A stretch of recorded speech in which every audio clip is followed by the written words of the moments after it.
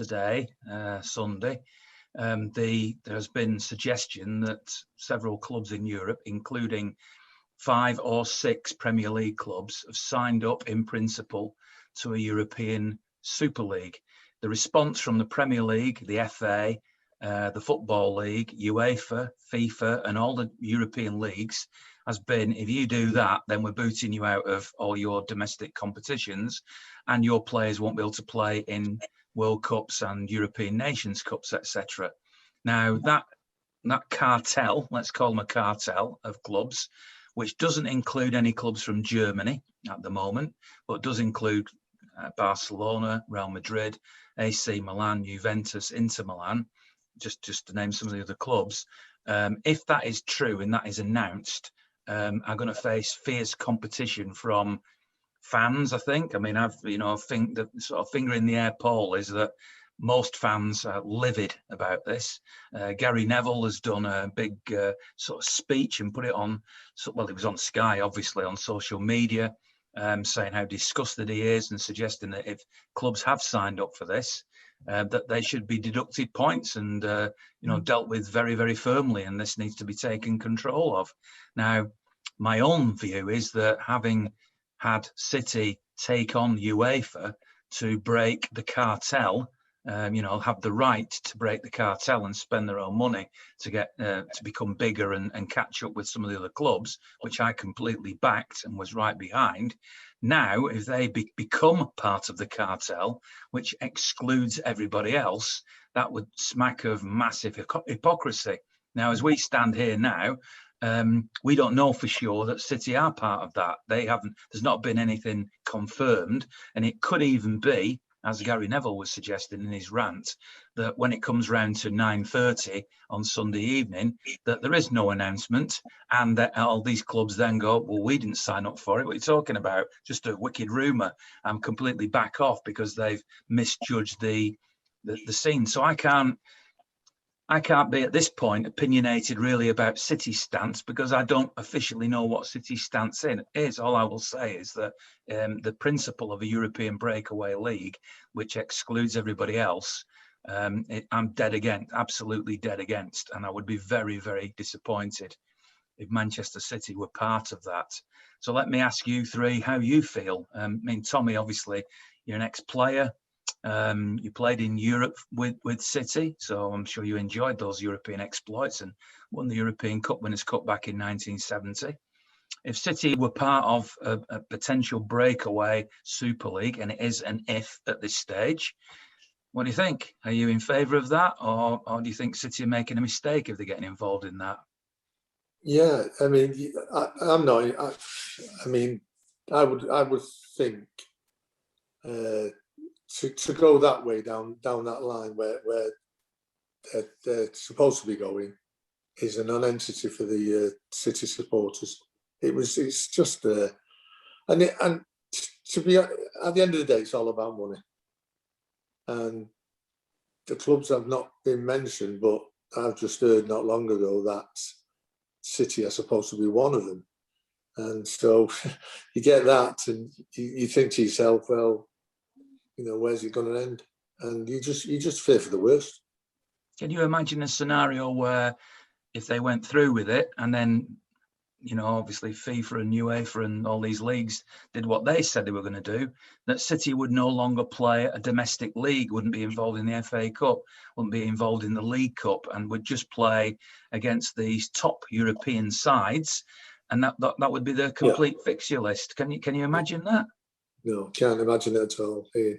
Can't imagine it at all. I mean, you just hope that someone sees sense along the way, and just I don't know how you're going to stop it. To be honest, truthful, but the be all and end all is a money thing. Tony, I know you always have opinions on stuff like this. Well, that's why you're all here, really, for the opinions. So, what's your take on it?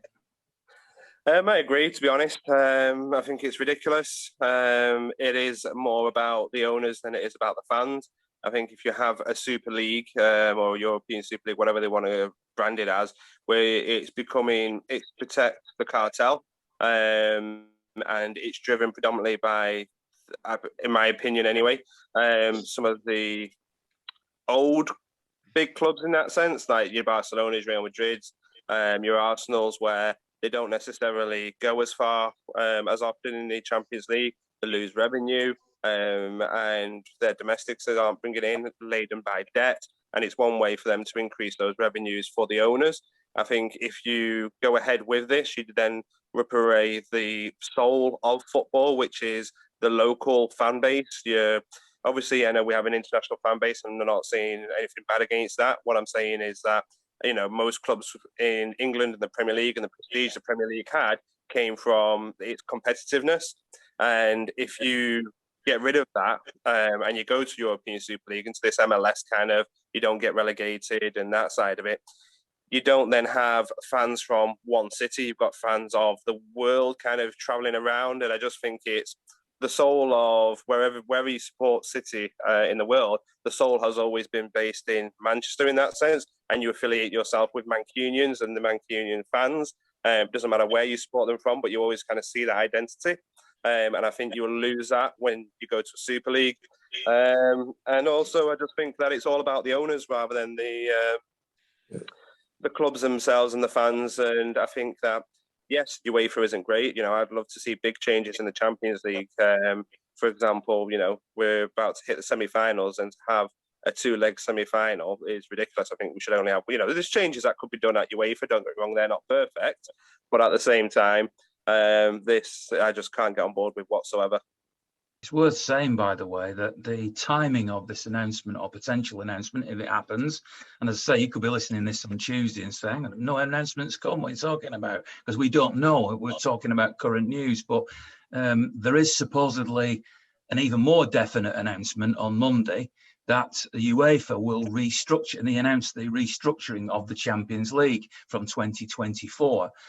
So this would mean that instead of playing 6 group games between the sort of December, in that September to December period, you would actually play 10 games.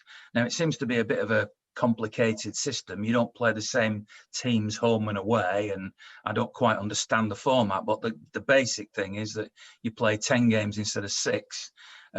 Probably mean a restructuring of the Premier League, maybe from 20 clubs down to 18. It might mean that the clubs in Europe don't enter the League Cup, for example, or it's agreed that they play their under 23s or something in that competition. But it would certainly, either way, whether it's a European Super League, which is the complete breakaway, or it's the UEFA reimagined Champions League, there's going to be a lot more emphasis on Europe. I mean, Andy, obviously you said before that your first choice is the Premier League. So how do you feel about what you're hearing today? Is it alarming you? Is it worrying? Is it making you angry? Or are you just nonplussed by it all? Well, I'm not surprised by it.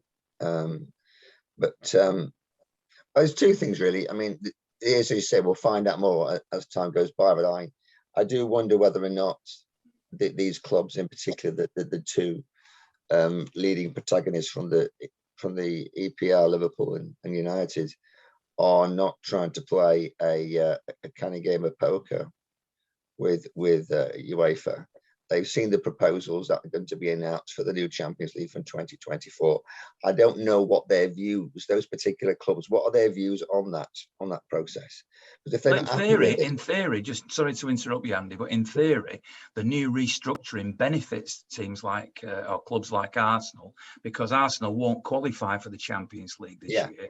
But under the new system that even UEFA are introducing, they would probably get in on their previous record as a sort of wild card. So you would think that they would feel quite protected in their involvement in the Champions League going forward anyway, wouldn't you? You would think so, but again, not knowing the finer details, but I think it was only meant to be 1 wild card place, which is like across all of Europe. So it might be Arsenal, it could be, it could be Feyenoord. You don't necessarily know, but I think that what they wanted and what they maybe reluctantly agreed to were two separate things, and therefore they're trying this, not for the first time. They've threatened a Super League breakaway to try and adjust or change what UEFA have actually proposing to get something much closer to what they actually want. That's what I think they're trying to do. But they're calling UEFA's bluff, but as all the leagues are ganging up against them, as well as UEFA and FIFA, and it seems to me that they may well have backed themselves into a corner, and they're pretty much going to have to like drop it, or before that, maybe they'll drop it before they even announce it. But if they do, then the risks are huge. I mean, if you're like, say, pick any given player, from, let's pick around Kevin De Bruyne, for example. If he says, right, you're in this new Super League, but as from now on, you won't be playing in the European Championship this summer, and you will not be going to the World Cup next year. Well, the clubs can break away, but if they've got no players, because the players they want to attract are the very ones who aspire to be in World and European Cup finals, and South American finals. So I think that they're trying to play hands to try and force something more along the lines of what they want, and maybe this time UEFA will stand up and say, no, this is what we've got, take it or leave it. If you're going to break away, try it. Just try it on, see what happens.